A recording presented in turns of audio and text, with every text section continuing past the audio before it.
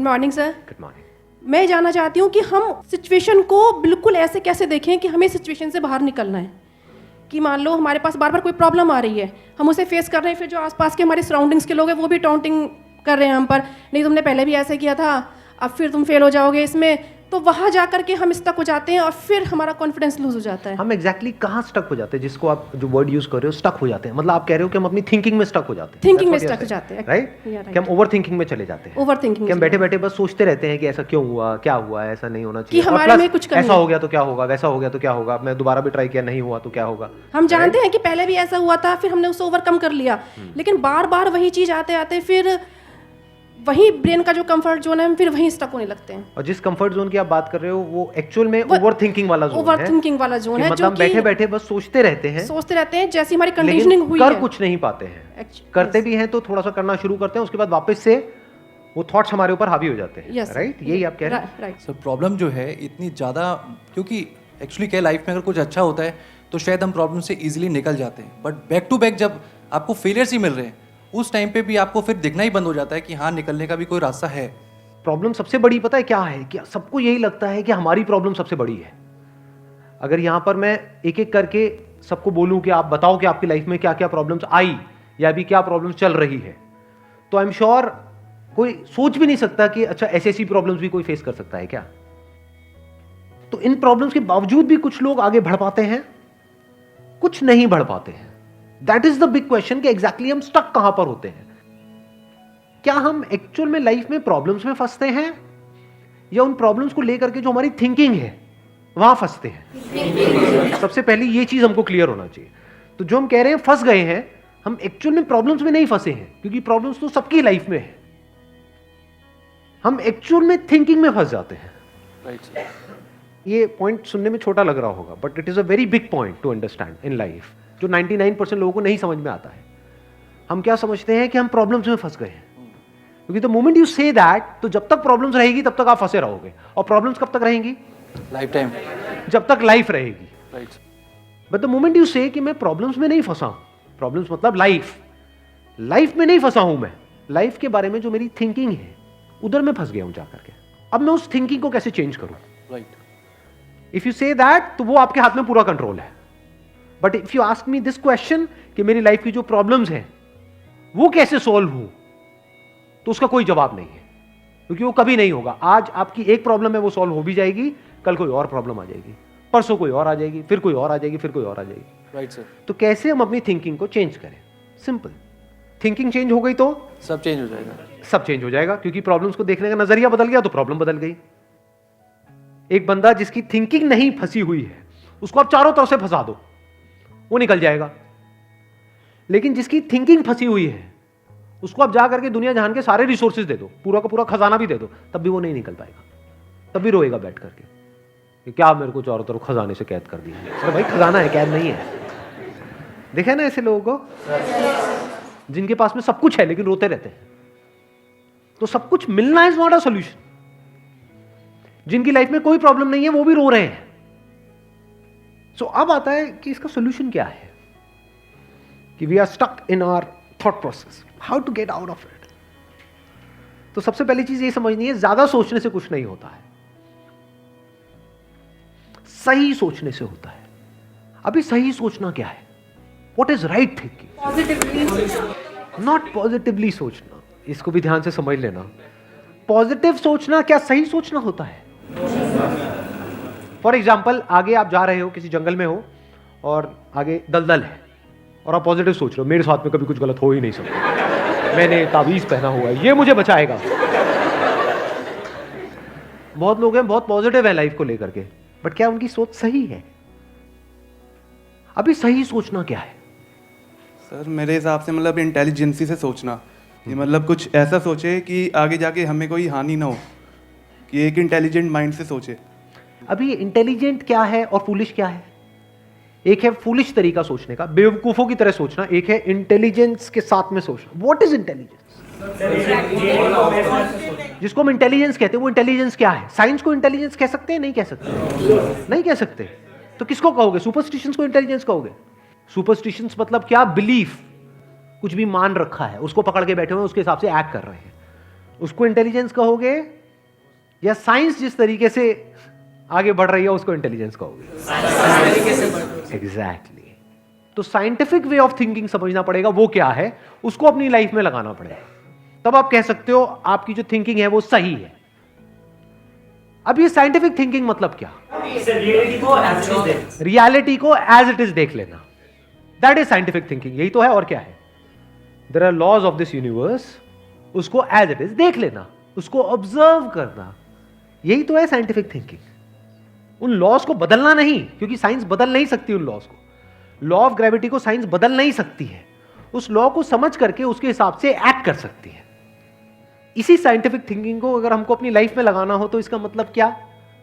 एक थिंकिंग हो सकती है लाइफ से रिलेटेड, जो भी आपके दिमाग में कचरा भरा पड़ा है बचपन से लेकर के आज तक, जैसा आपको समझाया गया है लाइफ के बारे में।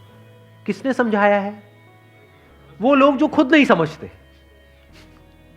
लाइफ के बारे में अपने अपने बिलीव्स बनाए हुए हैं, अपने अपने स्टैंड पॉइंट से लाइफ को देख रहे हैं। फॉर एग्जाम्पल, कोई हिंदू है तो एक तरीके से लाइफ को देख रहा है, कोई मुस्लिम है तो अलग तरीके से लाइफ को देख रहा है, क्रिश्चियन है तो अलग तरीके से देख रहा है। क्या सही है इन तीनों में से? कि तीनों को सही थिंकिंग कह सकते हैं? ना, क्योंकि आपस में लड़ झगड़ रहे हैं। साइंस में कोई लड़ाई झगड़ा होता है?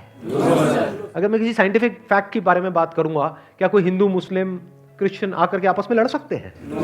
नहीं। तो ये सही थिंकिंग है। एक है जो हमें सही लगता है, एक है जो सही होता है।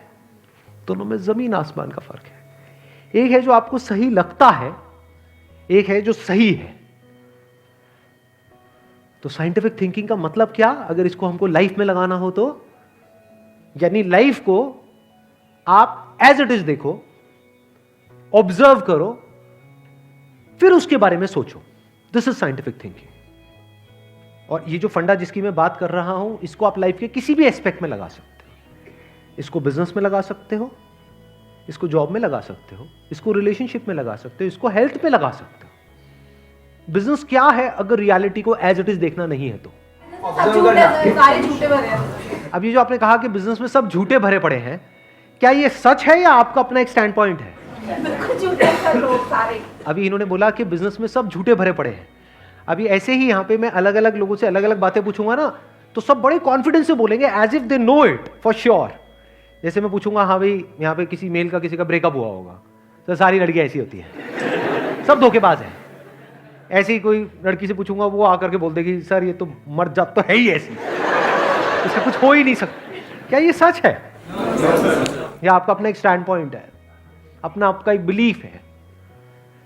तो ध्यान से समझ लेना, इसका जो सबसे पहला स्टेप है वो है अंदर जो भी कुछ पड़ा हुआ है आपके, जो भी आपने मान रखा है उसको छोड़ दिया। अब आप हल्के फुल्के हो गए, अब एज इट इज देखा लाइफ को, लाइफ को ऑब्जर्व किया as life, not my life. For example, anger, क्या एंगर आपका है? बट आप एंगर का सोल्यूशन कैसे निकालते हो? मुझे गुस्सा आता है, मुझे गुस्सा नहीं करना है। कभी भी आप एंगर का ऐसे सोल्यूशन निकाल ही नहीं सकते। सिर्फ आपको आता है गुस्सा या सबको आता है? सबको आता है। तो क्या एंगर सिर्फ आपकी प्रॉब्लम है या एंगर एक लाइफ की प्रॉब्लम है? Fear, if you can look at fear, not your fear और माई फियर, फियर, डर है ना, वो डर क्या है? Can you look at it? इसको बोलते हैं साइंटिफिकली चीजों को देखना। रिलेशनशिप, नॉट माई रिलेशनशिप और योर रिलेशनशिप, रिलेशनशिप। तो इस तरह से जब हम चीजों को देखते हैं ना, not from a subjective point of view but from an objective point of view, जैसे एक साइंटिस्ट देखता है, जैसे एक साइंटिस्ट ऑब्जर्व करता है, वहां पे ना खुश हुआ जाता है, ना परेशान हुआ जाता है, ना पॉजिटिव हुआ जाता है, ना नेगेटिव हुआ जाता है। This positive and negative is your stand point, is a subjective point of view. In objective reality, उसमें खुश क्या होना है और दुखी क्या होना है, वहां पर सब कुछ क्लियरली नजर आ रहा होता है। वहां पे कभी भी हमारी थॉट प्रोसेस स्टक नहीं होती है, हम फंस ही नहीं सकते। बिलीफ्स में आप गारंटेड फंसोगे। शॉर्ट टर्म में वो अच्छे लग रहे होते हैं क्योंकि वहां पे कंफर्ट मिलता है। जो भी हमने मान रखा है, अगर उसको पकड़ करके हम बैठे रहें और उसमें गोल गोल घूमते रहें तो बड़ा कंफर्ट मिलता है, लेकिन आगे जाकर के वो हमको फंसा देता है, एंटैंगल्ड कर देता है।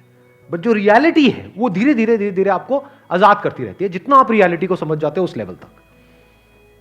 यानी कि अगर इसको मैं पूरा समअप करूं, जो भी मैंने अब तक कहा है उसको, ये सेशन शुरू कहाँ से हुआ था? फेलियर से हुआ था कि एक के बाद एक हमने लाइफ में बहुत सारे फेलियर्स फेस करे हैं। तो अब अपने फेलियर्स को ऑब्जर्व मत करो, अपने को बीच में से हटा दो, ऑब्जर्व करो ये जो फेलियर्स हैं ये क्या है। तो you will start seeing the nature of those failures, you will start seeing the causes of those failures. For example मेरी लाइफ है, अगर मेरे को उसको ऑब्जर्व करना है, दो तरीके हो सकते हैं। एक ये, अब मैं अपनी लाइफ में थोड़ा सजा रहा हूं जिससे कि आप उसको रिलेट कर सको। मैंने पास में कुछ गलतियां करी, बहुत बड़ी बड़ी गलतियां करी, मेजर लॉसेस हुए। तो एक एंगल तो ये हो सकता है मैं ऐसा कैसे कर सकता हूं। दूसरा ये है कि मैं ऑब्जर्व करूं कि एग्जैक्टली वो गलती क्या थी और उसका कॉज क्या था। तो वो दिख जाता है, अच्छा उस टाइम पे वो ग्रीड बहुत ज्यादा हावी हुई पड़ी थी। अच्छा ग्रीड क्यों हावी हुई पड़ी थी, इतना लालच क्यों आया हुआ था कि हाँ ये करना है, ये करना है, ये करना है, ये क्यों आया हुआ था? और ये बचपन से ऐसी कंडीशनिंग हुई पड़ी थी, बचपन से घर में यही सारी बातें सुनी थी।